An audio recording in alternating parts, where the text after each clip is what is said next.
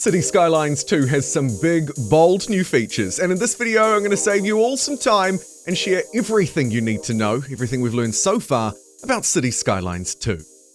Firstly, roads, and I'll break everything down into these bite-sized categories with time cards down below to not waste any of your precious time. On roads, one of the big changes is that they'll now carry water, electricity, and sewage, so you'll no longer have to place these pipes manually. Something really important that I think will make the game play a lot better, much more smooth. The one notable exception, of course, is highways. They will not carry those utilities. We're also given new tools, as you can see, including continuous tools, replace tools, and crucially, a grid tool that will let you very quickly and easily place down city blocks like there's no tomorrow. Bridges, tunnels, and other features have also been upgraded a little bit in City Skylines 2. They'll now be easier to place, generally slot better with the overall sort of grid network or free-flowing network that you may have built, and will have more default options. Default options will also be coming to roundabouts, as you can see on your screen. They'll be easier to place with proper intersections and auto configurations for many different sizes. So gone are potentially the old school days of trying to draw out a circular roundabout with those curved roads and terrible tools. It should be much easier now. There'll also be additional options around roads, including some of the things that we've of course seen in City Skylines 1. Most notably, you'll be able to build sound barriers, have custom control over building car parking lots as well, and we'll talk more about how this relates to roads and traffic UI very soon. And finally, of course, there'll be the beautiful touches, the extra lanes, the trees, the different lane options for what goes in between roads, on and off ramps, so on and so forth, as well as the tools that you've come to know and love, likely in City Skylines 1, such as the demolition tool, making its triumphant return. Roads is a nice segue into the second section of this video, traffic, and in particular, I'm focusing on traffic AI here, not the traffic that's sort of simply moving along the road, but actually what's going on underneath this. What is this engine simulating? The key thing that we've learned about traffic UI in City Skylines 2 is that it will follow a new pathfinding function. Pathfinding being, how do these cars figure out where they're going? And how do they lead into a hopefully accurate simulation? In this game, it won't just be about the shortest path for a car to take. Instead, it will be about other factors like the cost of parking, as you can see here, cost being one of the big factors, of course fuel and other things featuring here too. Passenger comfort or commuter comfort will be another feature, including how long they sit in traffic and the comfort of the chosen vehicle or method that they take. Time will of course also continue to be a factor. They're not ideally going to drive all the way around the city to take simply a right turn, but they will of course factor in these other features, so time won't just be the be-all and end-all. And the final one is parking behavior or maybe driver behavior more broadly. Here, drivers will avoid accidents. They're driving a bit more sort of like a human might, rather than just sitting in this never-ending, say, left-hand lane. Of course, their actions like a human also have downsides. The AI can now crash their vehicles, cross the center line, particularly if the weather conditions are difficult, and weather simulation is something that we'll touch on a little further on in the video. But overall, human behavior has been added into this, and also a lot more, I think, control for us as well. Control over, obviously, not just where we build roads, but how many parking lots we have. And of course, a myriad of public transport options are available and on offer, and they'll feature more heavily coming up in the next section, as well as some later sections where we talk about the economy and user control in City Skylines 2. But I think the addition of simulating human behavior on top of everything else that we've discussed with pathfinding is a big improvement. Much like the overall improvements made to transport, here we're talking about public transport and also about the transport of goods, that cargo transport element. Public transport of course returns in City Skylines 2, being a very important feature running alongside those roads, and it begins, as you might expect, with things like buses and travel depots, and here of course again we can design specific lines for how we'd like to send our buses around the city. These transport routes, of course, can be designed throughout all of the rest of the public transport options available in City Skylines 2, including light rail, above ground, and heavy rail. And heavy rail will play a maybe even more significant role than it may have in the past. They're promising that heavy rail, alongside cargo ships transporting up to 1,000 tons of goods, will play a crucial role in your city's economy. This is obviously related to imports and exports. You'll make more money if you specialize, perhaps your industry, and really pump out your exports. But also local businesses and industry will rely on these transport routes to bring goods into your city if there are deficits. Of course, slightly more luxurious routes return, like passenger airplane travel, as well as cargo travel here. And again, this will also play a vital role not just for goods, but for tourism. Not just for moving citizens, perhaps domestically, around your city to different features like their jobs, like tourist attractions, but also bringing in extra people from outside of your city, bringing them in, and hopefully ferrying them around. And of course, all of these options are largely returning from City Skylines 1, but with much promised increased simulation and the ability to retrofit and repurpose routes as well. City zoning and, of course, signature buildings also make their return in City Skylines 2, but they've had a little bit of a glow-up, shall we say. So city zoning returns with residential, commercial, and industrial zones, of course, and you have that same control that you would expect over painting different areas around roads, right down to that very granular level. More specifically, though, we have some more zoning options available to us. 6 residential zoning options, including an affordable housing zone, mixed housing zones, which will have, of course, commercial operations down on the ground floor or ground floors, and then more residential living quarters up above, something very common in many large cities around the world. Alongside these extra zones, there'd also be more of a focus around medium density zones as well as apartment zones. Signature buildings will also return in City Skylines 2, alongside that more finite and more granular zoning around specific types of industry, something that sort of saw its way into City Skylines 1 and seems to be very well polished and making its return in City Skylines 2. We'll talk about that a little bit later in the video, where we focus in on the specific controls that we have over the economy and some new controls that have been added into City Skylines 2. But overall, zoning has seen a glow up. And of course, it's not alone in that regard. Let's now talk about city services. And here, this is quite a wide-reaching category, stretching across all sorts of things, including new services like communication, existing services, emergency ones, power, so on and so forth. Life, death care, schools, and emergency services, of course, all return in City Skylines 2, alongside, as I mentioned just now, some extra options, like a welfare office and a new communications service that will focus largely, I believe, around the internet. And of course, all of these functions, whether it's firefighters going to save an industrial building, whether it's more broadly how you zone residential areas to determine how quickly your city can grow, well, all of these options feed into the realism of your city, that kind of really hardcore simulation element. And of course, one of the big factors around that is energy, and the role that energy and human activity has on the environment. Of course, the poop pipes return, with sewage outflow types and pipes easily being the cheapest option to get rid of sewage in your city, though it will not be the cleanest nor most effective, of course, with filtration and treatment plants returning. And as I mentioned at the start of the video, we don't have to place every single little pipe here. So something like sewage, like drinking water, will be carried automatically across the city.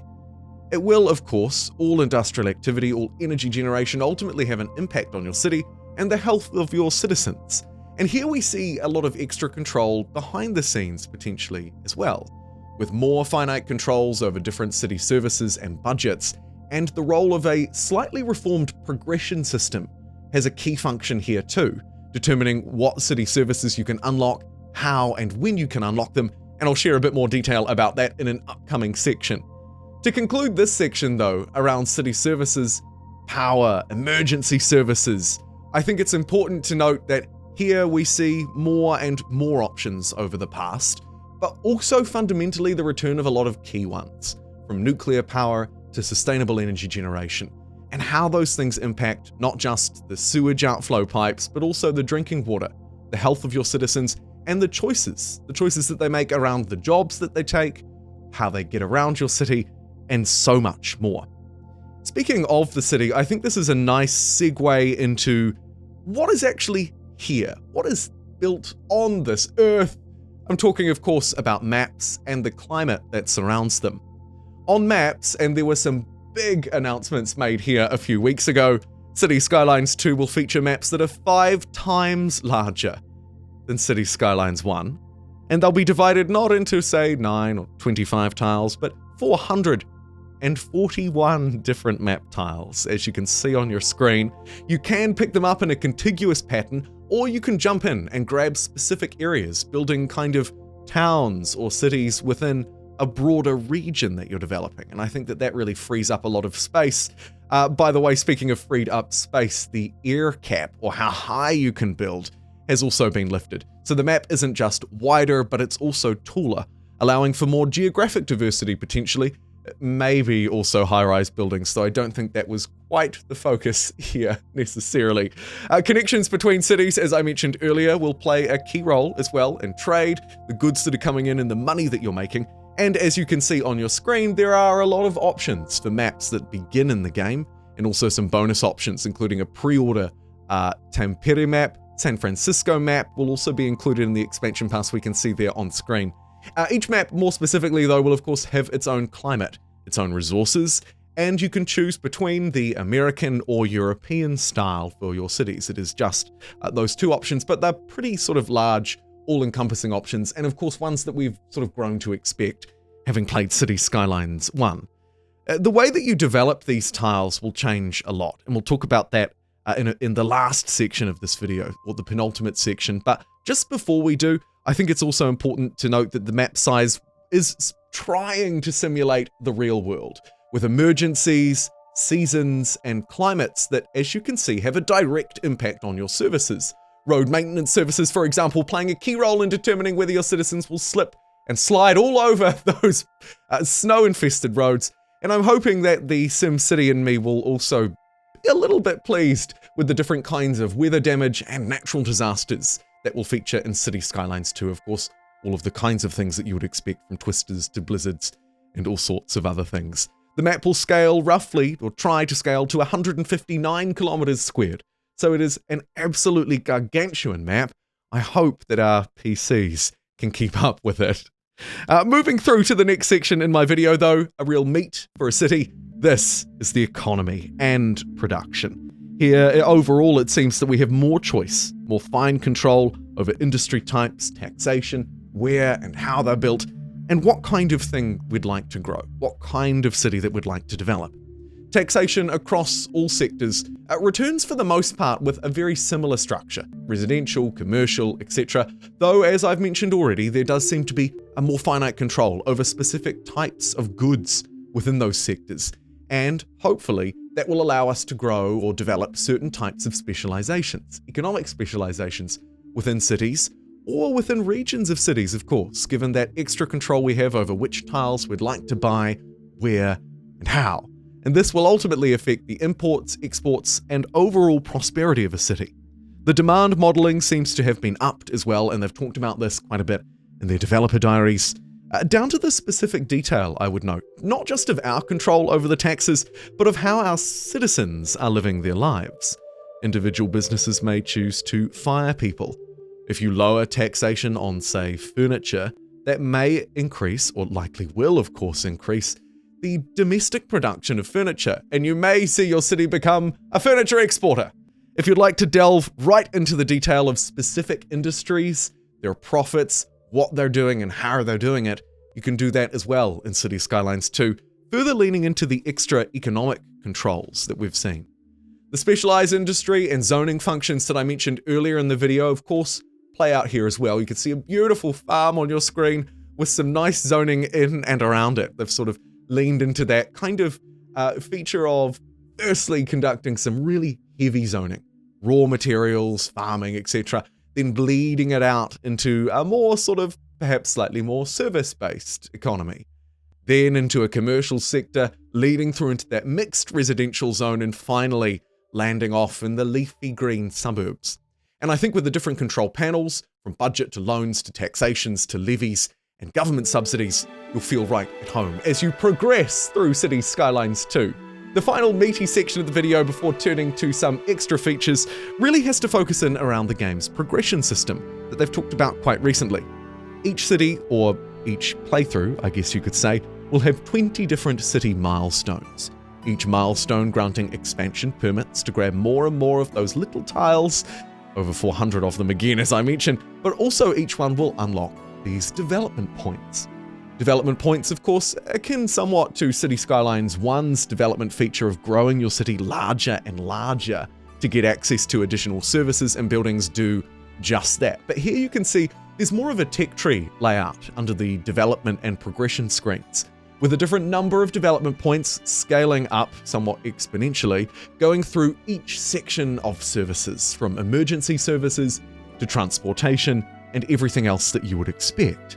You level up using XP, which is awarded passively and actively. Passively, I'm told, up to 16 times a day, and actively as well for meeting certain goals, certain growth measures, certain expansions, however you want to measure it.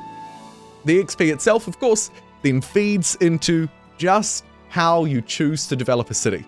They note in the trailers and developer diaries that you might choose to really focus in on certain features and reward your citizens with, say, a rich education, or play across the board and try and sort of expand and use your development points to lean into lots of different areas. This will, of course, also scale up your loan limit and your economy so that you can afford these very expensive resources. And finally, a little bit on simulation as we round out this video, concluding everything that the developers have released over the last 12 weeks. They've also said throughout that simulation will be a key part of this, obviously, City Builder and Simulator, but that it's really upped its game, down to the individual details of cars crashing on a snowy ground, right the way up to our control that we just talked about. Or perhaps the in-game radio stations blasting out not just some classic tunes, but also updates on your city, what people are doing, the emergencies that they're facing. I think everything that's coming together for City Skylines 2 does look pretty exciting. I was a big fan of 1, though you might not have seen it much on the channel unless you were around about 6 years ago, and I'm really looking forward to this game releasing coincidentally on my birthday on the 24th of October 2023. If you'd like to see me cover it a bit more, I'm happy to lean in now that it's only a few weeks out from release and get into the detail. Until next time, I'll see you then.